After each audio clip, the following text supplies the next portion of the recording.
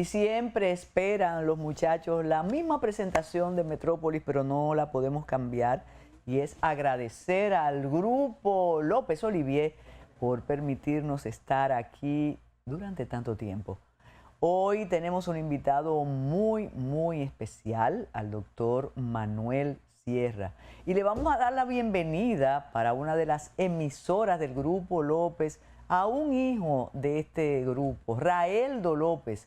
Viene con un programa especial, así que vamos a tratar de conseguir a Raeldo para que le explique a ustedes de qué va ese programa. En Mix, ¿verdad? En una de las emisoras, reitero, del grupo López. Bueno, y las informaciones que tenemos son importantísimas. La verdad que lo ocurrido al inicio de la reunión del Consejo Económico y Social fue de gran importancia para la República Dominicana de manera simbólica. Ver de nuevo a los expresidentes en compañía o al presidente en compañía de los expresidentes de la República inaugurando la primera reunión o inaugurando la reunión del Consejo Económico y Social, la verdad que transmite una idea de unidad que es necesaria en este momento de inconvenientes con Haití.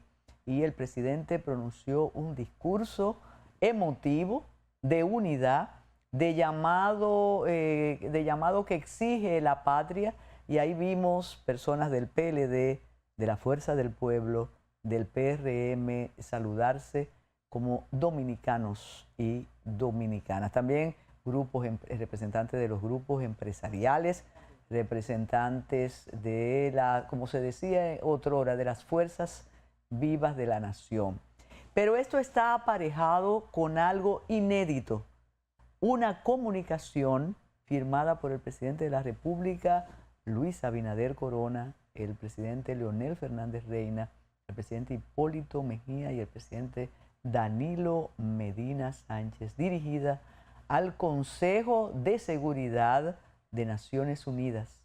Y en esa carta, y algunos dicen que esto demuestra que los presidentes saben más de lo que nos dicen en relación a Haití, y en esa carta le piden a Naciones Unidas, a los distintos estados, a los distintos países representados en el Consejo de Seguridad, les piden el envío de una misión, urgente envío a Haití, porque de no hacerlo, dicen, nos exponemos a riesgos no solo aquí, sino en la región. Tenemos que recordar aquel discurso del canciller en Naciones Unidas que fue criticado en el país o desmentido por los representantes de defensa cuando el señor Roberto, el canciller de la República, dijo en Naciones Unidas: estamos a un tris de un confrontamiento entre los dos países o de una posibilidad de guerra prácticamente. Después el ministro de Defensa dijo: no, la frontera está blindada y aquí no hay problema. De modo que esa reunión que fue llevada a cabo el jueves en la Biblioteca República Dominicana, de verdad envía un mensaje, reitero, de unidad, pero al mismo tiempo nos hace pensar que la situación es bastante complicada y que la unidad y la petición ante la comunidad internacional del envío de una misión a Haití de manera urgente y que no sea la misión estilo la que está allá, eso es un aviso, una luz roja. Señores, si el defensor del pueblo presentó al inicio de semana unas estadísticas, el resultado de un informe que realmente conmueve, estremece, que realmente es la ratificación de algo que vemos y que sentimos, pero ahora es una estadística, es hijo de un estudio el resultado perceptible, y es la violencia que existe en nuestro país contra los niños y las niñas. De cada 5 niños en la República Dominicana, 1 es víctima de un abuso físico, de un abuso verbal, es maltratado. Eso es terrible y es una advertencia para nosotros mismos como ciudadanos y ciudadanas y también para el Estado. Sobre todo que debe asumir esto con la contundencia que amerita en el entendido que hay, y lo he mencionado en otros medios, una publicidad que dice que nunca como ahora la infancia había estado tan protegida y no es así. Y ese estudio del Defensor del Pueblo ratifica lo que nosotros sabemos, porque vemos maltrato en la casa, en la iglesia, en las escuelas, en los medios de comunicación, en la plaza pública, en la escuela pública. Hubo un asunto terrible en medio del comentario de este estudio y fue cómo desmontaron de un vehículo del TRAE a un niño y hasta ahora no hemos visto la reacción condigna. Lo desmontan porque se estaba portando mal, pero lo dejan en el medio del camino. La que lo desmontó no se preocupó si los padres del niño estaban cerca, si había una abuela, un adulto, nada. Entonces, cuando uno ve eso, debe indignarse con aquello de nunca como ahora la infancia había estado tan protegida. Ahora hacemos la pausa para darle la bienvenida al invitado de hoy, el doctor Manuel Sierra.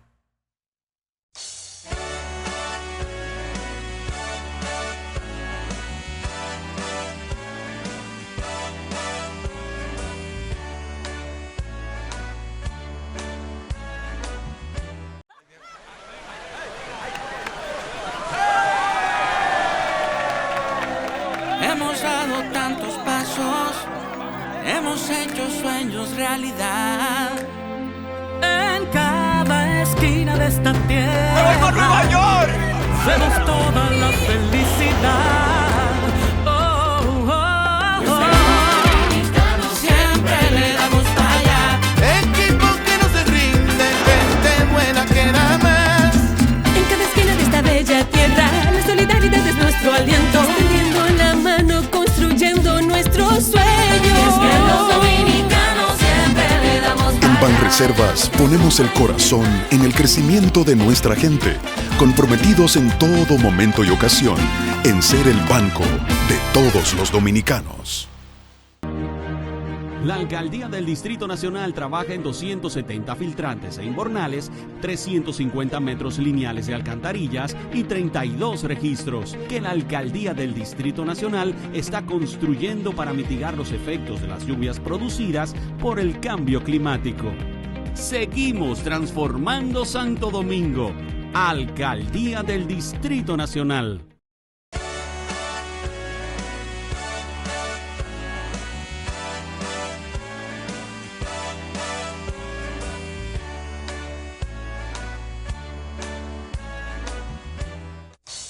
Y tal como anunciamos al principio de este Metrópolis, tenemos a un invitado muy especial, al doctor Manuel Sierra, Manny Sierra, abogado de 1000 batallas, un estudioso de la ciencia jurídica, un atrevido también. Y yo me imagino que a usted le interesaría que en su epitafio dijera, abogado todo el tiempo, ¿verdad? Sí, sí. Si Así usted es. ama el oficio, lo vive, lo disfruta, 24 horas al día. lo sé, lo sé. Me lo- Polémico también. Me lo reprochan en la casa.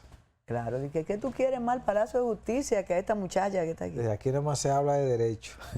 Bueno, pero gracias al Y yo le derecho. digo, todo está torcido. Exacto. Pero hay un hijo suyo que siguió sus pasos. Sí, yo en contra de mi voluntad. No me digas. Sí. No sé si tú has podido notar, en el país, la mayoría de los abogados de mucho ejercicio siempre han querido que sus hijos no estudien derechos, salvando algunas excepciones, porque se sufre mucho, sobre todo cuando uno elige el aspecto penal de los derechos, que es muy, muy sacrificado. Parecería de los que están desde las gradas que las cosas son bonitas, que se ven, y sobre todo cuando uno es joven que está estudiando la carrera, uno siempre piensa, esa es la carrera que me gusta porque viene la polémica, viene la contradicción. Pero cuando uno está dentro ya, que tiene varios años, algunas veces uno le da deseo de salirse y dedicarse a otras áreas del derecho, porque esta ni siquiera es productiva. Distinto a lo que parece, bueno, salvando excepciones, porque hay gente que dentro del ejercicio no tienen escrúpulo, ¿no? Entonces, hacen cualquier cosa y es posible que en ese hacer cualquier cosa puedan generar fortunas y muchos recursos. Pero si se hace con honestidad, es una carrera de mucho sacrificio, porque aquí tú generalmente vas a estar bregando con la miseria humana, en todo el sentido de la palabra, en el ejercicio mismo y hasta el eslabón perdido, que es el sistema carcelario. Todo es mucha dificultad, mucha tristeza, mucha presión. ¿Ha logrado, Manny, durante tantos años, aquello de perder los pleitos como ajenos, ganarlos como propios? ¿Te involucras con el cliente? Sí, y lo somatizo. Sí. Sí, yo somatizo las cosas, porque yo creo que es un contrato que se debe asumir con responsabilidad. Y justamente así está destinado en el ejercicio. O sea, tú tienes que defender a tu cliente a capa y espada. Entonces, yo creo en eso. Tú estás defendiendo la libertad de una persona, que dentro del rango de los derechos, no creo que haya un derecho de mayor contundencia y de mayor exigencia en todo el sentido de la palabra, incluyendo en las propias constituciones, que el derecho a la libertad de una persona. Las guerras se generan por el derecho a la libertad. Entonces, cuando se asume ese papel, hay que asumirlo con responsabilidad. No importa los riesgos que se corran. Y lógicamente, eso entonces conlleva algún tipo de somatización, porque no solamente tú tienes al que defiende, tú tienes los parientes del defendido, que generalmente te están metiendo bastante presión. Sácame ese hombre pronto de la cárcel, o a esa todos mujer, ¿no? creen que son inocentes. Sí. Y aunque el abogado, que generalmente defiende de lo que se le acusa, muchas veces los abogados sabemos que la persona cometió el hecho, pero el abogado no puede ir contra su cliente. Ni siquiera la misma literatura penal le permite al abogado que vaya contra su cliente. Y no sé si tú recuerdas, en el Código de Procedimiento Criminal había un artículo que creo que estaba por el 231, el código del siglo pasado, para llamarle de alguna forma, que no era tan malo tampoco. Ah, no. Yo lo defiendo. No, lo defendemos los que tuvimos la suerte, ¿verdad?, de conocer aquel y conocer este. Porque los que solamente conocen este pudiesen decir, bueno, este es el mejor. Y no garantista. Exacto. No, sí. Aquel también tenía todas por las eso, garantías. Pero eso es lo que te dicen, evita el tranclo. Mentira. No, es que, de hecho, este código lo hicieron para quitar el tranclo. Y ahora hay más trancado. Exacto. Que en la época pasada. Se pudiese decir, bueno, es que la población era más pequeña. No, pero si haces una comparación estadística, te vas a dar cuenta que no, que como quiera ahora hay una vocación de tránquenlo y tránquenlo y tránquenlo, y después salimos a investigar. Entonces, en ese código había un texto, ¿no?, un artículo que decía que el abogado nunca podía ir contra su cliente, contra lo que se decía su cliente, aun y cuando el cliente admitiera también los hechos. El abogado siempre tenía que seguir la corriente de lo que decía su cliente. Entonces, en ese sentido, yo soy tal vez de los pocos abogados, de los poquísimos, que defiende a su cliente a capa y espada. No queriendo decir que es inocente cuando es culpable. También respeto eso, porque también hay que respetarse, porque si no pierdes respeto del propio cliente y de todos los otros. Entonces, hay que defenderte de lo que te acusan. Mira, Manuel, te correspondió, ahora que mencionas el antiguo código y el nuevo, vivir ese momento de descrédito del anterior, como ahora también el descrédito del Código Penal. Cada vez que yo escucho que era viejo, eso me atormenta. Porque lo viejo no sirve. Exacto, y lo que pasa es que se necesitan nuevos tipos penales, porque sin la tipificación no hay infracción, pero eso es. ¿Qué te parece el cambio en cuanto a la presunción de inocencia, sobre todo con los casos que tienen tiznes políticos? Vamos a decirlo, aquí es un deporte decir fulano es culpable, a mí no me importa que el abogado diga que no, o a mí no me importa que existan justificaciones o causas de excusa, sino que aquí llegamos al proceso penal con una condena encima. Entonces tú dices, ¿y dónde está esa legión de garantistas y de defensores de principios fundamentales? ¿Qué te parece eso? Me parece que lo que hay es una invasión de muchos abogados que están ejerciendo en algunas materias que no las manejan. Y creo que el problema del colegio de abogados se representa en muchas de estas cosas. ¿Por qué? Porque en la medida que el colegio de abogados ha desaparecido como institución que respalda al abogado, en esa misma medida el abogado ha quedado un poco solo y sin apoyo, por lo menos moral, en el sentido de que alguien lo debe defender. Yo creo que hay mucha irresponsabilidad de parte de nosotros, de los abogados, porque la autoridad tiene un límite al momento de hacer imputaciones. Y la autoridad entonces, en un rejuego entre buscar justicia y un comportamiento político más que de buscar justicia, esas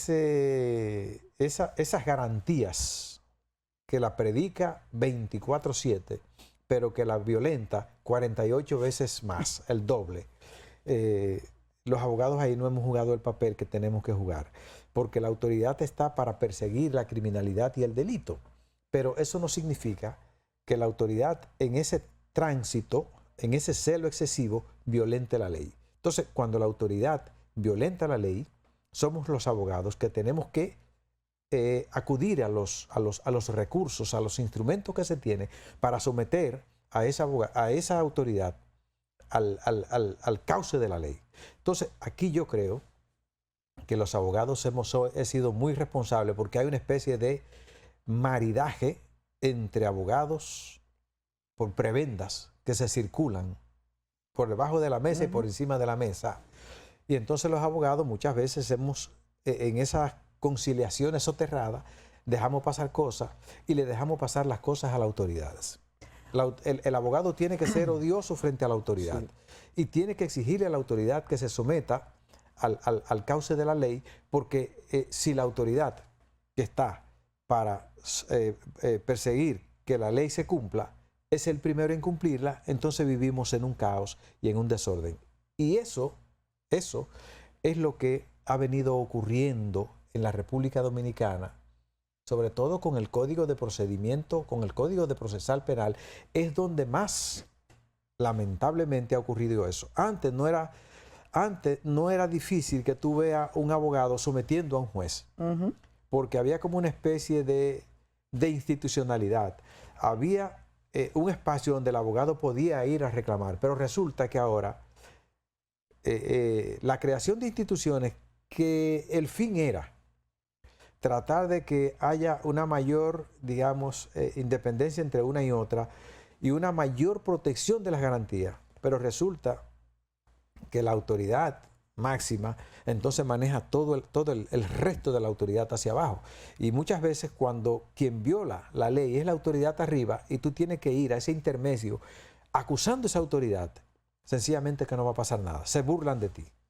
Entonces, es por eso que ese principio de inocencia aquí ha caído en saco roto, lamentablemente, porque el político es el que más ha generado eso, pensando que cuando rompe ese principio de inocencia logra algún tipo de beneficio político, pero se olvida que en un momento determinado puede ser su propia inocencia la que todo se caiga en esa desgracia y no tenga la calidad moral para entonces exigir que a él se le proteja en ese principio de inocencia. Desgraciadamente, eso está pasando y creo que los abogados tenemos una gran cuota de responsabilidad de permitirle a esa autoridad persecutora que eso siga ocurriendo, que no es más que un acto de prevaricación, que es una violación a la ley de parte de la autoridad.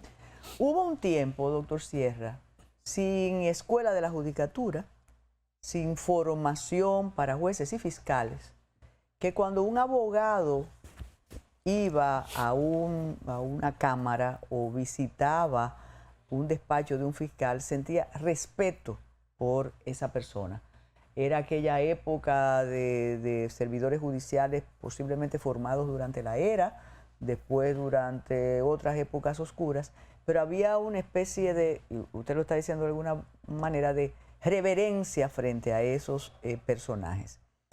Cuando regresemos, vamos a hablar ahora de qué pasa con la fortaleza de jueces y fiscales, sobre todo en el día a día, porque también, Manuel Sierra, hablamos de los casos famosillos, de los casos que involucran la emoción del público, pero hay un día a día judicial y un día a día del Ministerio Público que merecen la evaluación, sobre todo porque en ocasiones vemos hasta ciertas actitudes de miedo, de cobardía en los servidores judiciales. Hacemos una pausa para regresar con el doctor Manny Sierra. Adelante.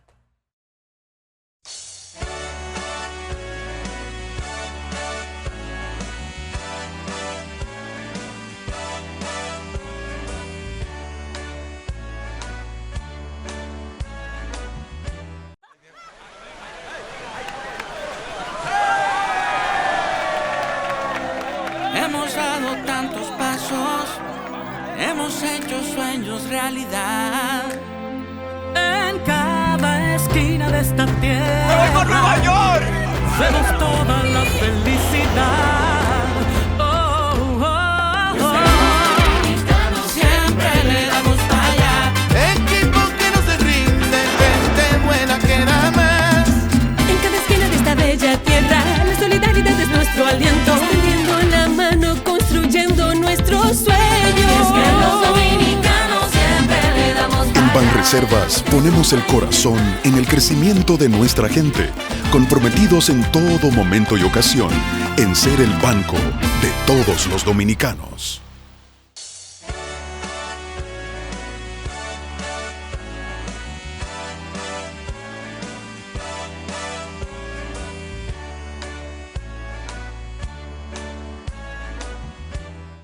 Y sí es diferente el rol, el papel de un juez y el papel de un ministerio público y el papel de un abogado. Y ese es el taller que nos está ofreciendo el doctor Manny Sierra.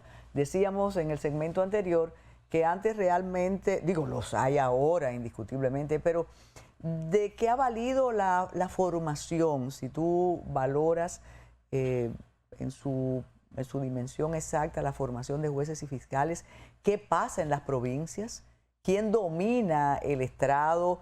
¿Cómo se da eso? Y naturalmente luego tenemos que hablar de algo que está llamando la atención, que es un cambio de actitud en el Ministerio Público. Recordemos que nos pasamos un periodo anterior con un Ministerio Público con una exposición extraordinaria, casi competía con los abogados y con las personas que hacemos comunicación. Un Ministerio Público aguerrido, acusador, sentenció a millares de personas y ahora en un caso que quizá vaya a desaparecer de los medios, que es el caso de Jet Set, tú ves una investigación en secreto, tranquila, ahí tienes la mesa servida. Jueces, fiscales y cambio de actitud desde las alturas del Ministerio Público. Mira, el día que los jueces duren un día preso en una cárcel, van a aprender a respetar el derecho de los que juzgan. Cuando ustedes fueron jueces y fueron fiscales, el juez iba semanalmente, por lo menos 2 veces, a las cárceles. Y allí podía convivir con la miseria humana, con unos seres humanos que están ahí, que no importa la situación por la que estén atravesando, siempre tienen un valor que no se empeña, que es el de la dignidad humana.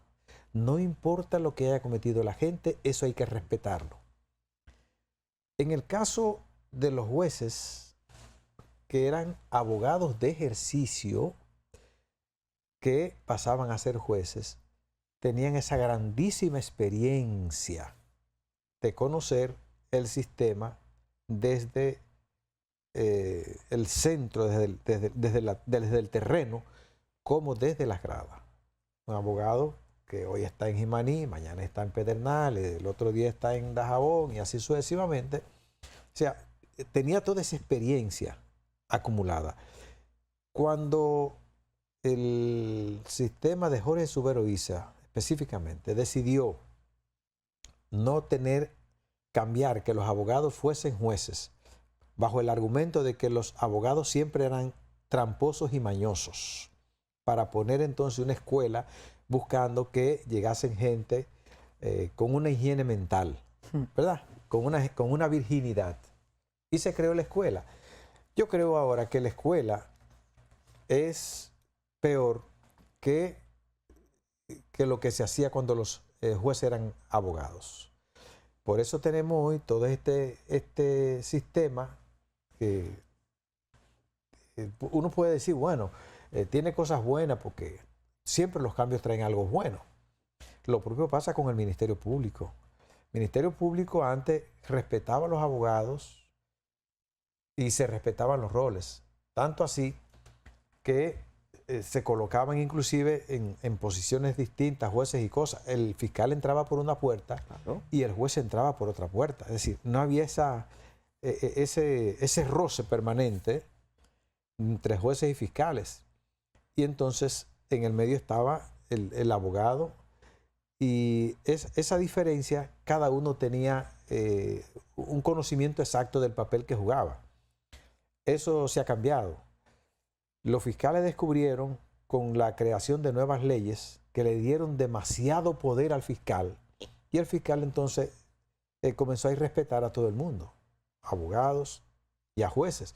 Sobre todo, y esa es una de las cosas que se le puede cuestionar al Partido de la Liberación Dominicana, que los fiscales, desde la Procuraduría General de la República, comenzaron a perseguir a los jueces, a someter a los jueces cuando no la complacían y a abrirle querella a los jueces. Entonces, todo eso, que aunque hoy uno no lo ve, son las consecuencias de todo eso que se arrastra. Por eso tenemos un sistema que tiene mucho más preso, un sistema que funciona menos, a pesar de que tenemos leyes nuevas, leyes que en teoría parecen que garantizan mayor nivel de derechos, pero que eso son, digamos, textos que están ahí de adorno y para hacer poesía, porque en la práctica eso no se cumple. Pero te insisto, yo creo que si los abogados fuésemos más exigentes, tanto frente a los jueces como frente a los fiscales, entonces cada uno estuviese tomando su propio espacio. Cuando dices que hay más presos y cuando hablamos en el segmento anterior de la presunción de inocencia, hay 7 medidas de coerción. Y lo que todos esperamos siempre es que apresen a alguien 18 meses y después se resuelve el asunto. Eso daña el proceso, claro, y daña a la persona, naturalmente. Claro, claro. ¿Por qué se ha asumido que la única medida de coerción posible es trancar a las personas? Porque aquí la gente se pierde. En lo claro. Sí, aquí la gente se pierde viva y no aparece. ¿Por qué? Porque la Policía Nacional, que es la auxiliar del Ministerio Público, no le da seguimiento a la gente que no solamente le ponen una medida de coerción de prisión preventiva. O sea, la gente tiene una dirección, tiene una cédula, sale por un puerto, sale por un helipuerto o sale por una frontera. Entonces, ese papel no es del juez, Y muchas veces los jueces se han creído que de la única forma que los procesos caminan, los propios jueces también lo creen así. Porque son ellos los que imponen la medida de coerción al final del día. El fiscal solamente la pide. Y si no se la pusieron, no se la pusieron. Entonces, quien mayor cuota de responsabilidad tiene en honor a la verdad es el juez. Porque el juez nuestro, a pesar de que aparentaría que es un juez democrático, no lo es. Es un juez inquisitorial, que era lo que criticábamos con el Código de Y Procedimiento el juez de Criminal instrucción, anterior. que era la Cámara de Tortura. Hoy yo creo que el juez y el fiscal son más inquisitorial que los fiscales, jueces, o por lo menos jueces y fiscales del siglo pasado, vamos a decir de 1900, porque hay que verlo como un siglo pasado, aunque está ahí mismo. Claro. Está ahí mismo. Mira, uno de los logros del código, que ya no es nuevo, de procedimiento, fue plantear los procesos expeditos. Es decir, que un proceso penal, no llegues al proceso penal con 20 años y salgas de 40. Ya ha hecho una miseria humana. Pero ahora noto que la opinión pública, que tiene mucho peso en los procesos, abjura de la extinción del proceso. ¿Cómo tú valoras eso, Manny? Mira, yo creo que uno de los graves problemas que está ocurriendo aquí son los juicios paralelos. Y creo que se dan aquí más que en cualquier parte de los países de habla hispana. Porque el juez, si desde un medio de comunicación se están generando cosas que no son, digamos, las acabadas en el proceso, las que sí pueden hacerse públicas, lo hacen. Entonces es factible que frente a esa periodista, sin que eso constituya una violación de la libertad de expresión, se le puede llamar a capítulo, se le pueda someter, se le pueda reclamar mediante un amparo. Y al propio fiscal, que es lo que yo te digo que los abogados no hacemos. Cuando los fiscales, apenas comenzando la iniciación de un proceso, la fase de investigación, asumen con discursos de afirmaciones de responsabilidad, eso es suficiente, esa exposición pública es suficiente para que ese fiscal se someta al cauce de la ley, se le reclame y se le solicite mediante amparo, que están ahí todas esas instituciones. Somos Claro. los abogados que no las ejercemos. Se le reclame bajo la posibilidad de astreinte de que tiene que cesar en ese tipo de afirmaciones. Bueno, usted ha tenido una experiencia con los desacatos, ahora que mencionas. No, eso aquí Y eso no- es exacto. al por mayor y detalle. Yo he hecho, contrariando los desacatos, lo que la ley me dice que haga, que los jueces no me complazcan, ¿no? O que los jueces renieguen de la propia ley, ya eso es una cosa que uno no controla, pero que eso te está diciendo y conduce a que haya, a que tengamos un sistema de ausencia de institucionalidad, que es lo que yo creo que ha venido ocurriendo de más en más y va a seguir, si a cada uno no se nos ponen los límites legales que establece la ley. Nos quedan pocos minutos, pero yo te hablaba de quizás un cambio de actitud de parte del Ministerio Público, una sobriedad en la investigación, y es el caso que se ha manejado con mucha solemnidad, que es el caso de Jet Set. ¿Crees que es un cambio de actitud o se trata de otra cosa que no merece mención o que no debemos comentar? No creo que es un cambio de actitud. Lo que pasa es que en mi pueblo decían, puerco no se rasca en jabilla.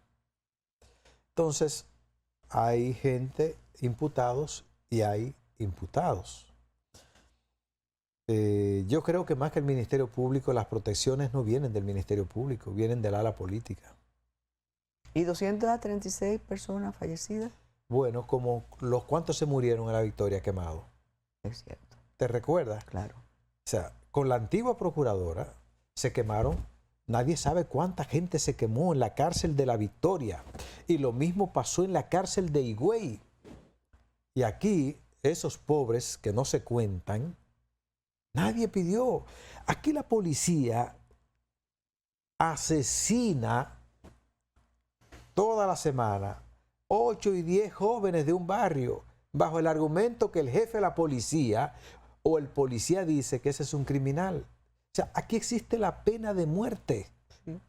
En este país, aunque la Constitución dice que no existe, existe la pena de muerte y nadie, ni siquiera la Oficina de Derechos Humanos, porque creo que es asesor del jefe de la policía, el que estaba vinculado a eso, creo que profesor de la Escuela de la Policía Nacional, reclama que esos jóvenes deben tener algún tipo de sanción. Entonces, el policía que mata a un joven de esos se hace un sicario, porque se acostumbra a matar. Ya matar no le cuesta nada. Pero en ese interín está el hijo mío, el hijo tuyo, el nieto, el hermano, el primo, y eso pasa como el que ve llover y se ha convertido en una práctica que a nadie le remuerde la conciencia. Y los denunciantes de otrora ahora con están... el concurso y el apoyo de la Presidencia de la República, porque están buscando la efectividad de combatir la delincuencia, pero la delincuencia del barrio, no la que tiene ese cuello el blanco cuello como blanco. el tuyo. Eso lo pensé, Manny. Entonces, eso duele, pero alguien tiene que decirlo. Bueno, vemos que en México el presidente de la Suprema Corte de Justicia ahora va a ser justamente uno que asumía posiciones como yo, Hacía campaña. de defensa Sí. de los desarropados, de los pobres y de los hediondos. Yo creo que esa es la única suerte, virtud buena que tiene todo ese concurso de jueces, esa rifa de jueces. Que tenemos ha que hecho analizarla México. un día de esto. Y a propósito de la pena de muerte para esa parte de la población, yo recuerdo unos denunciantes, unos periodistas bien aguerridos, pero ahora están desempeñando funciones públicas. Bueno, es que aquí, o sea, mira, vivimos con muchas dobleces. La inmoralidad existe al por mayor y detalle. Las cosas se ven según con el cristal que se miren. Lamentablemente no debería ser así, ¿verdad? Pero es así, y todo esto es lo que está generando estos altísimos niveles de frustración en la población. Que gracias a la existencia de las redes sociales, que es un fenómeno que nadie ha analizado, aquí no tenemos un sistema de convulsiones, porque la gente, todo lo que tiene guardado, va y lo dice en una red social y cree que alguien lo está oyendo, que nadie oye nada ni ve nada. Y entonces es una forma de válvula de escape, que a propósito ahora se la quieren cerrar con la ley de libertad de la modificación. Y usted le dice mordaza. Tenemos un próximo capítulo con Manuel Sierra, como dentro de 2 semanas. Ustedes se quedan porque viene Ready para Exportar con Tayana Mora Ramis. Gracias, Manny. Adelante. ¿Cómo no?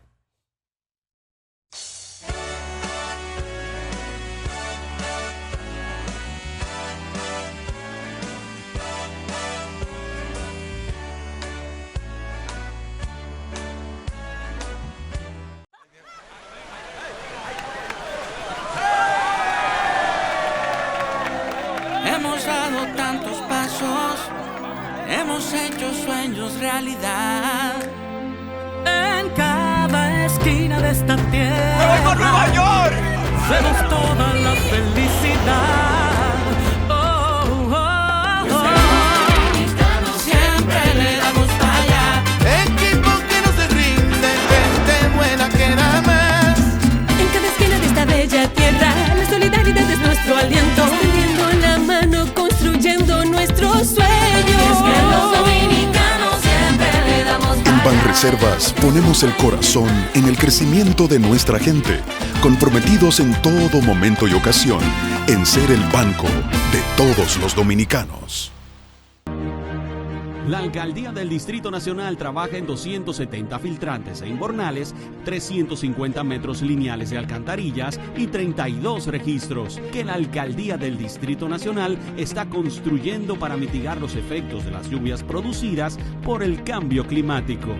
Seguimos transformando Santo Domingo. Alcaldía del Distrito Nacional.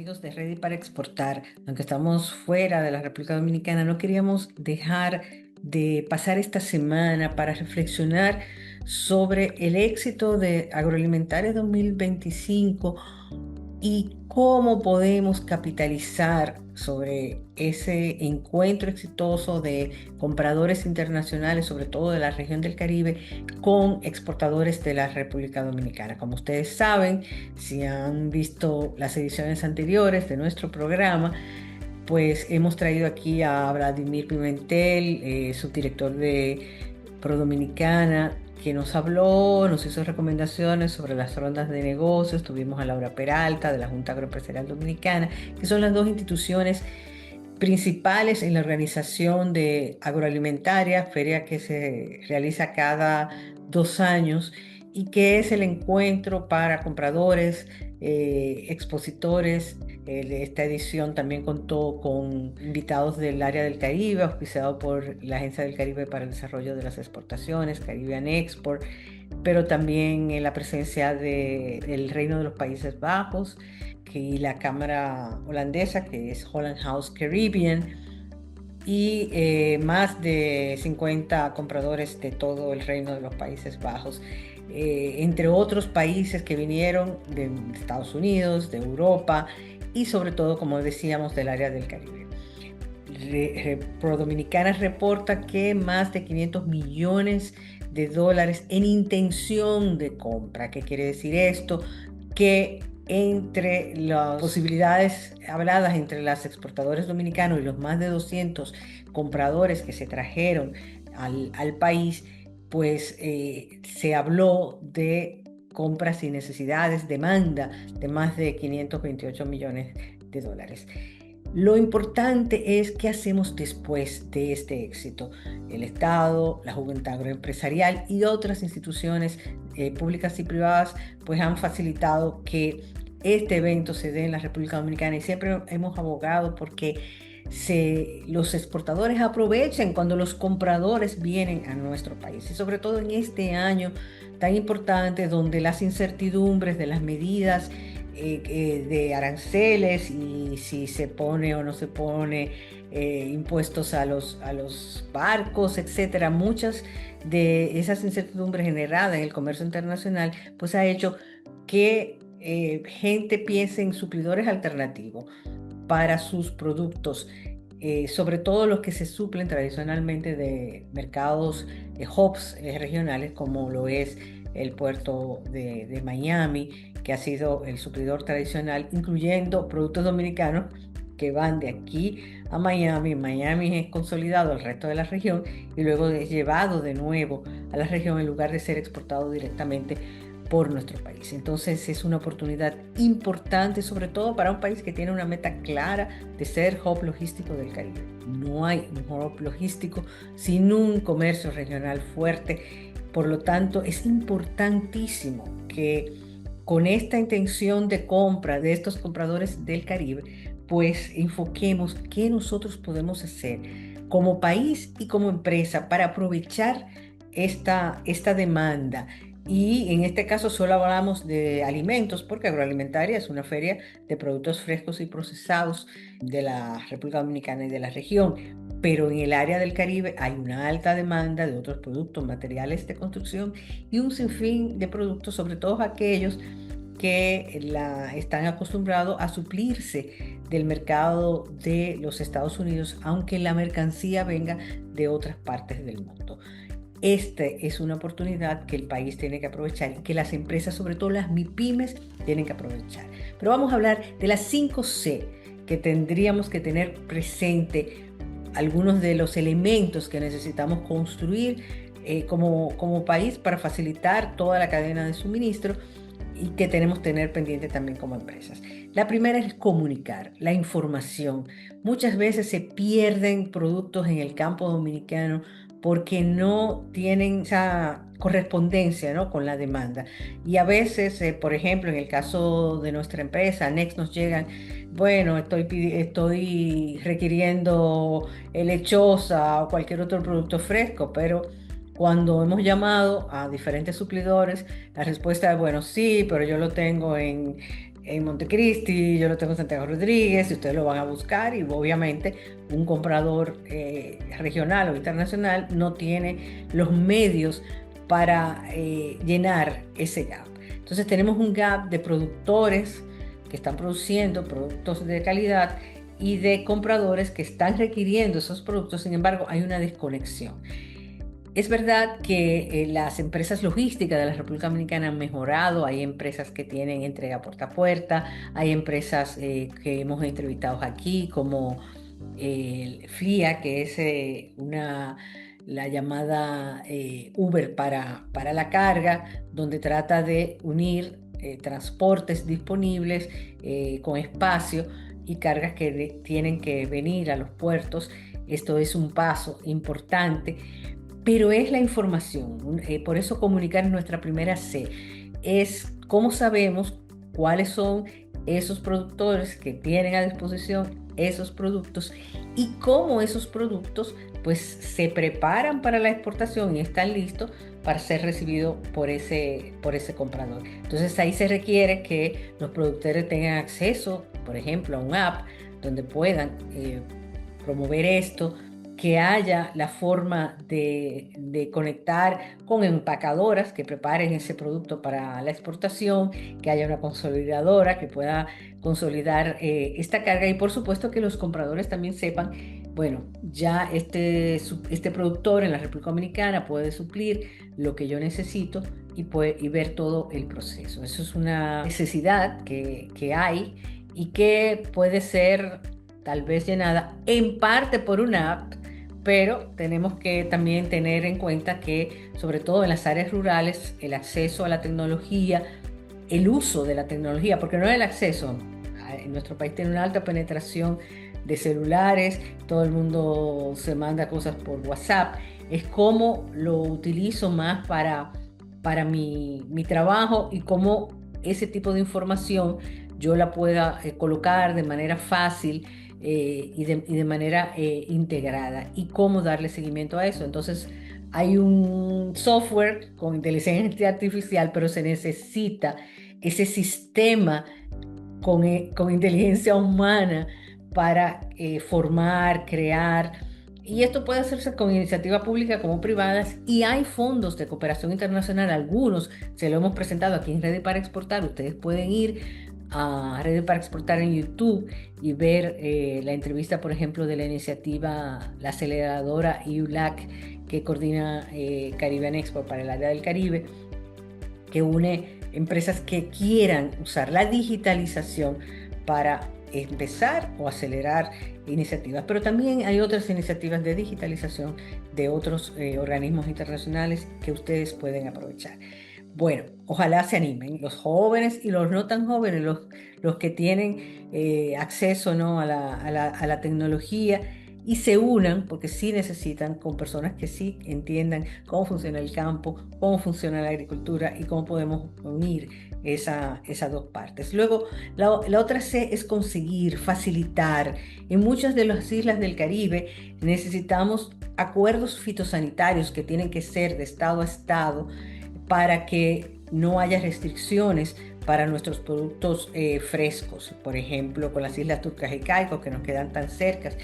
Hay casos donde, como en el Caribe holandés, Aruba, Curazao, San Martín, que cuando se necesita ciertos productos, pues no son tan rigurosos aplicando las normativas fitosanitarias, le dan acceso a productos, como ha pasado recientemente con el huevo, dada la crisis que hay. Pero eso no quiere decir que cuando no haya crisis, pues entonces van a volver a implementar esas acciones. Por lo tanto, el Estado tiene que ser más agresivo en cerrar estos acuerdos fitosanitarios con estos países, de manera que todos esos productos que coyunturalmente empezaron a exportarse, pues puedan seguir, y darle acceso a los lácteos, a los cárnicos y a otros productos que ahora mismo no estamos exportando, pero que podemos crecer en la exportación. La tercera C, por supuesto, es conectar.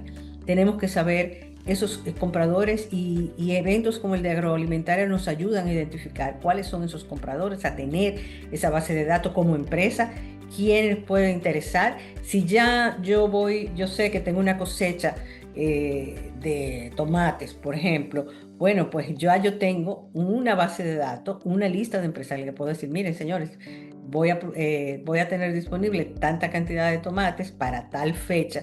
Ustedes lo necesitan y puede haber esa conexión empresa a empresa, pero igual se puede hacer con el país. Más allá de la demanda específica durante la feria, es que puede demandarse a través del tiempo esas empresas, sobre todo los productos frescos, cuya demanda pues es más, la respuesta tiene que ser más rápida. La tercera es consolidar. Necesitamos más y mejores servicios de consolidación. Una de las fortalezas que tiene Miami, por lo que ha sido muy exitoso en suplir a todo el mercado del Caribe, es su capacidad de consolidar furgones, de manera que una empresa, por ejemplo, un comprador de un supermercado pequeño, no va a necesitar un furgón de tomate, un furgón de tallota, un furgón de piña. Va a necesitar tantas paletas de cada uno de esos productos. Pero Miami lo ha logrado y lo ha hecho y consigue volumen. Por ejemplo, en Aruba se compran de 700 a 900 furgones al año de productos consolidados.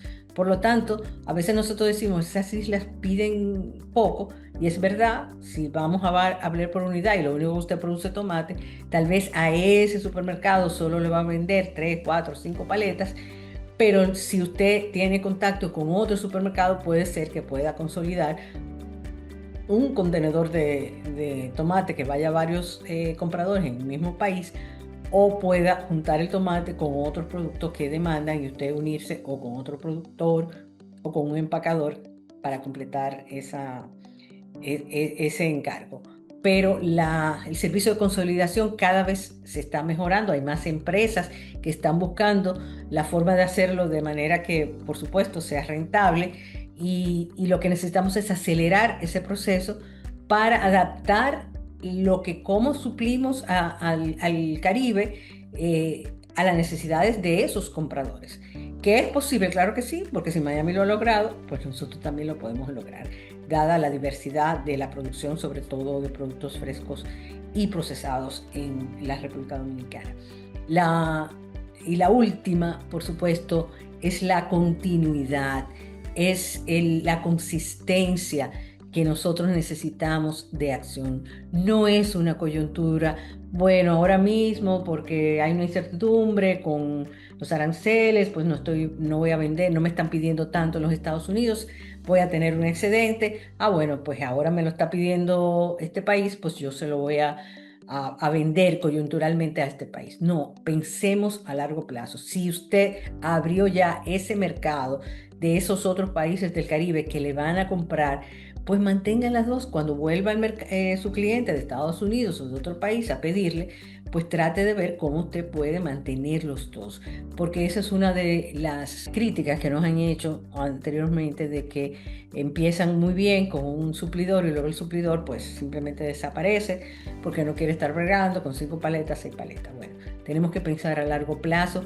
Esas 5 o 6 paletas, de una manera suplida, de una manera consistente y estratégica, se pueden convertir en 10, 20, 30 furgones al año. Por lo tanto, pensemos que aprovechemos todos estos contactos en agroalimentaria, pero pensemos que es una puerta más que se abre, que vamos a diversificar el mercado, que es importante.